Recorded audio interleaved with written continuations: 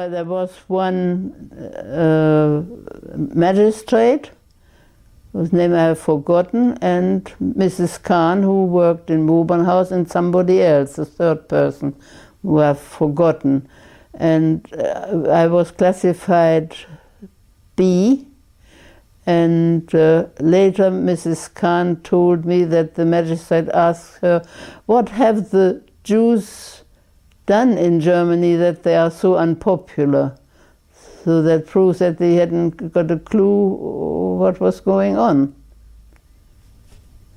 And a few weeks later, I have a policeman called at the flat and told me I had to be at Pinner Police Station at a certain time and bring enough luggage to prepare for a stay or something.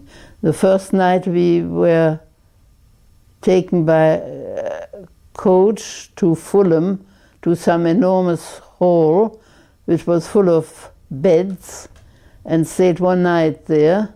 The next day we went by train to Liverpool, where the population was very hostile and threatened us, as probably Nazis or Germans.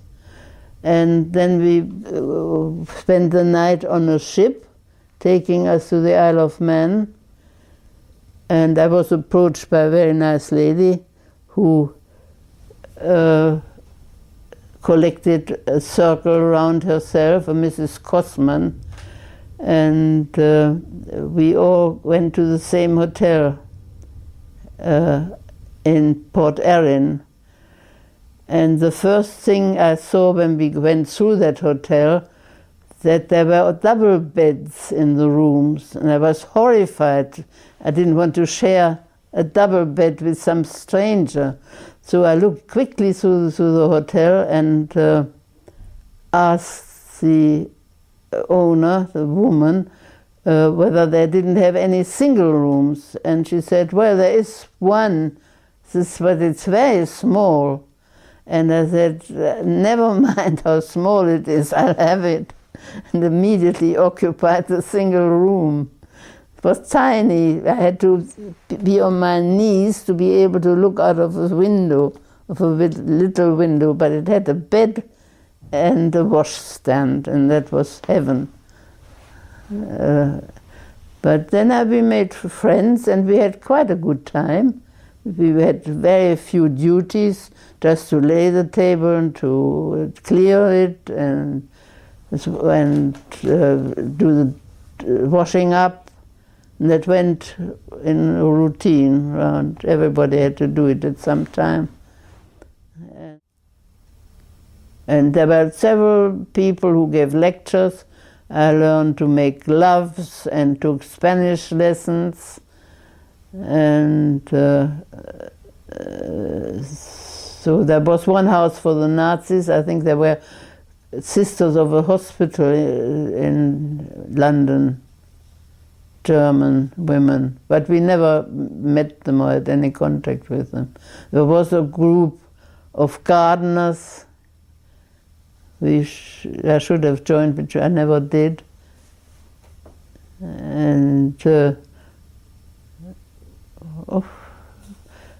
well, it wasn't boring and wasn't not terribly interesting.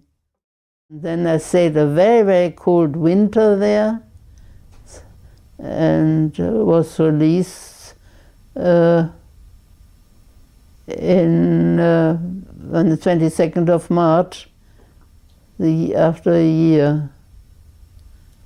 It was when was it, 42, I suppose. Yeah. Everybody else was interned, so I'm not an emotional type. I don't get terribly upset or terribly joyful or anything like that. I have a good sense of humor. I take things as they come.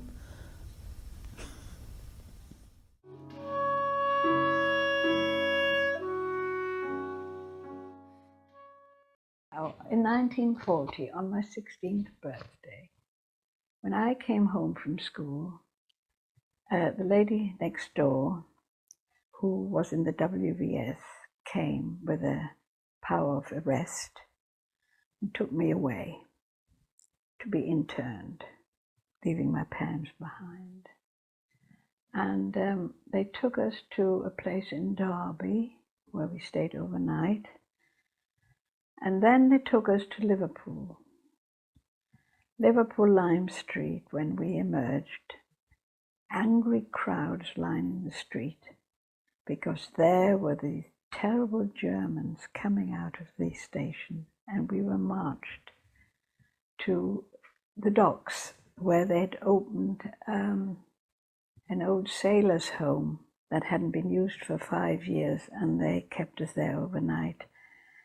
And it was just terrible because there was some flooding and we had filthy, dirty mattresses. There was no food. But, I forget, as we were marched to this place, the local Liverpudlians were throwing stones at us because they were ignorant. They didn't know. They thought we were all Nazis. Anyhow, we got to this place, and I must say they had policemen there, and there was a very kind policeman, and he went home, never forget that, and brought me a piece of apple pie that his wife had baked. He felt so sorry for me. And the next day we were put on the boat to the Isle of Man. And we were housed in the boarding houses that had all been vacated by holidaymakers. And the landlady received from the government, for people over 18, £1 a week, and for people under 18, 10 shillings. And so more or less on half rations if you were under 18, when you have a very good appetite, and the others got more. But apart from that, it was more like a holiday, really.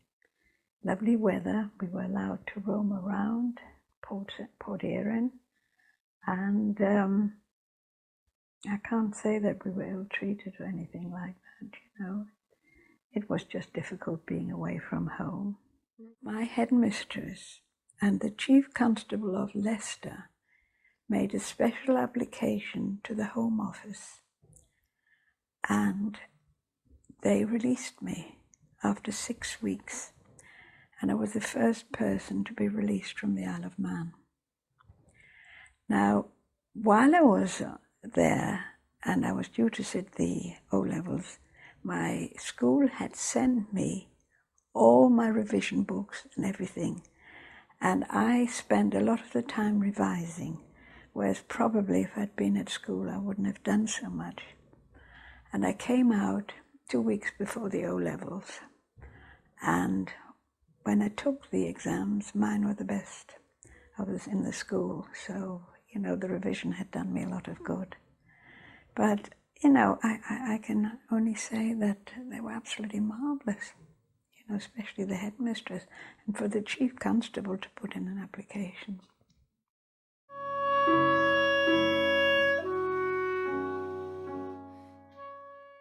We also went to the Isle of Man, where I spent 2 years. From 1940 to 42. It was 4 hours travelling on the boat from London to Liverpool.